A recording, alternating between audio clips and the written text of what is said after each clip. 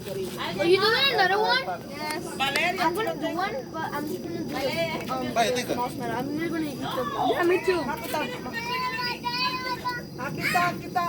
Ahora me dieron otro marshmallow, voy a tratar de cocinarlo a ver si no se me vuelve a quemar.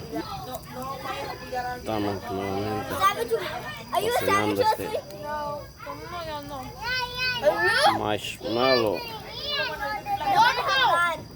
Disfrutando mi marshmallow.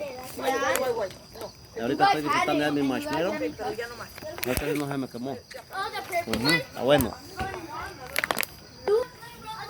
Y aquí siguen los niños usando sus marshmallows. I know if I can say it.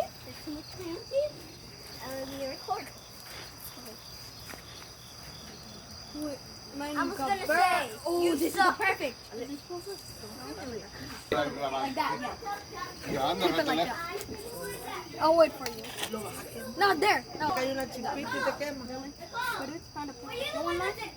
Anica. Está rico. Vamos a cocinar estos otros dos marshmallows. Entonces, Aquí están los marshmallows. cómalo pues, pero una mordida. No, ya no quiero. Y les quedaron bien asaditos, ¿verdad? Las pulseritas para entrar a la fogata. Oh, si no, no puede entrar. No.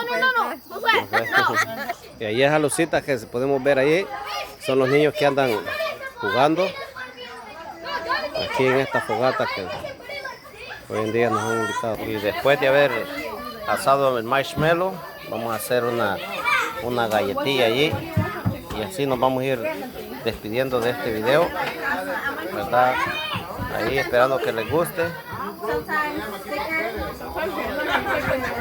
y que se puedan suscribir si no están suscritos al canal, le puedan dar like a la página. Dios les bendiga.